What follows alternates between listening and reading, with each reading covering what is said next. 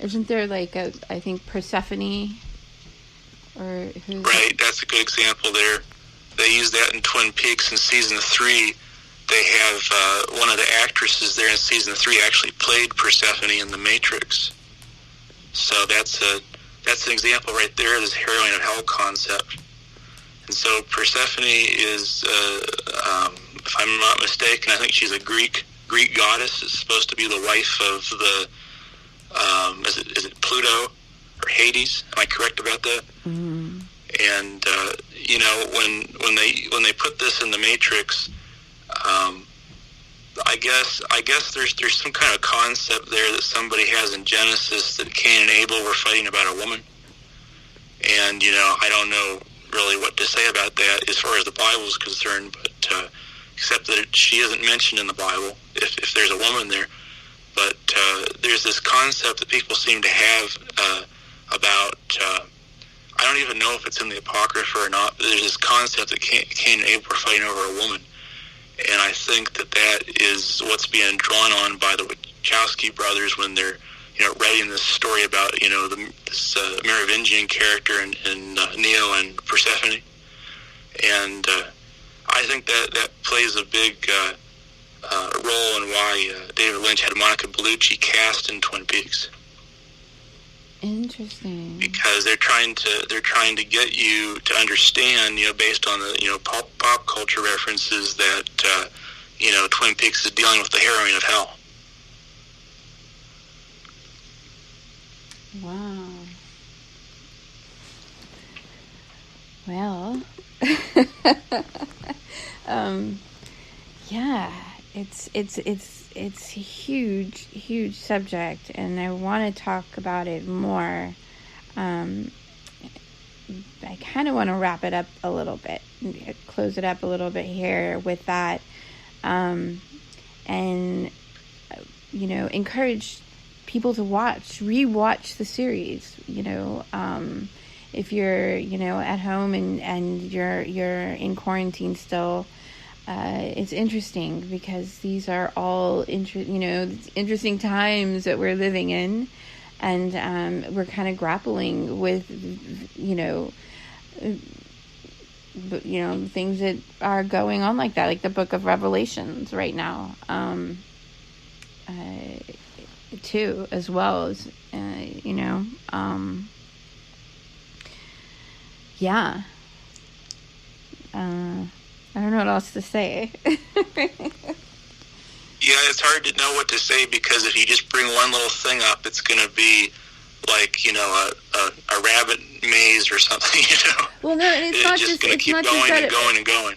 It's not just that. I'll just spoil alert some things, and then also, too, there's so many different perspectives on all of this, and you go so much deeper into it than I do sometimes. I mean, I think you just opened up a bunch of new neural pathways in my head tonight. So,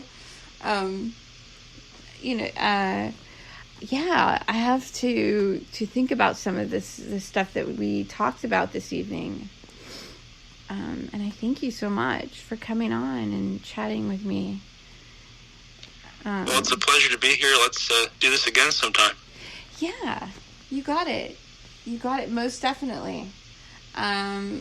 Let's plan for after. I mean, should we actually start at like season 1?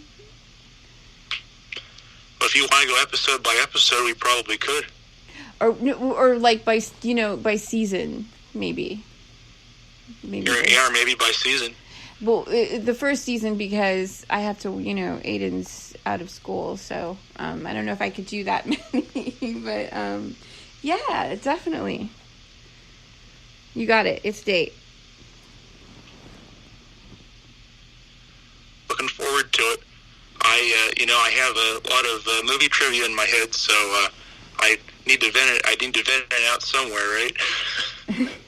Yeah, and I'm glad you did it here this evening, and I thank you so much for coming on the show.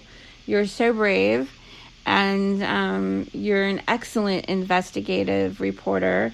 You host... Oh, tell people really quickly about the LS Report and a little bit about your most public case.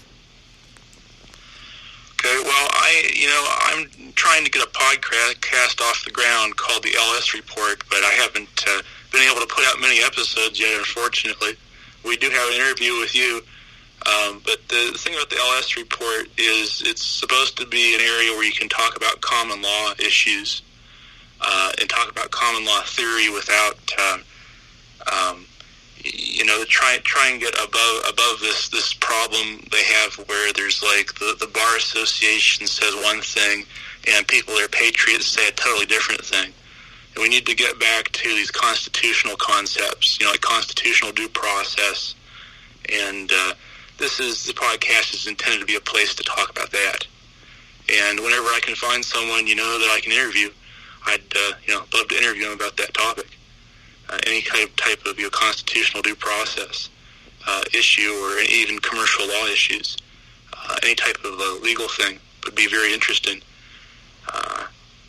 One of the cases that I've spent, the most time talking about in public was the case of Schaefer Cox. Francis Schaefer Cox is a man in Alaska who was unjustly charged with murder conspiracy, and there's no logic to his charge. There's no plan that the jury found that they agreed upon. It's just a bunch of strange, illogical, irrational things that they've come up with. And so they put him in a communications management unit, which is like basically like putting him in a Nazi, a Nazi type thing where his communications are strictly limited. And it's a really crazy thing. He's in there with maybe there's 2 or 3 people there that are Christian and everybody else is a jihadi. Yeah, he's in federal prison. So it's unreal. How long has he been in there now? I think it's been about 8 years. And they've reduced his sentence considerably because of the attention that was put on his case. And they still haven't reduced it enough. He really shouldn't be convicted of a felony at all, because there's nothing there suggesting a murder conspiracy. But the situation he was in had to do with some people in Alaska came to him when he was running for a political office, and they told him they're having problems that were related to like CPS and pedo ring type things, and probably there are people in the federal government or the state government that were involved in it, and so they abuse their power to shut things down, and that is the best idea I can come up with for why they decided to target him like they did. Well, I think it's important to mention. I think it's important to mention. It's good to look at the interviews that we did concerning that. Yeah, but I also think it's important to mention that Schaefer Cox was an activist, right? I mean, he had started a hotline for civilians to call into, where they could request a neutral witness to appear for them whenever there were police. And so whenever there is police action, they could have someone film the police, and that makes enemies real quick if you do something like that. Yeah, I think that's kind of something to mention, and I have in the past we've actually had yourself, and I'm sorry, forgive me, I can't recall his name. Is it Brian Christie? Brian Christie. Okay, thank you. On the show, and we go over if you go back in my archives, you can do a search for Schaefer Cox. And we've done several shows, actually, over the years on the Schaefer Cox story, on the Porthole to Justice, and some of the just failures of due process and really corrupt activity in the federal government. It's really disturbing and unfortunate.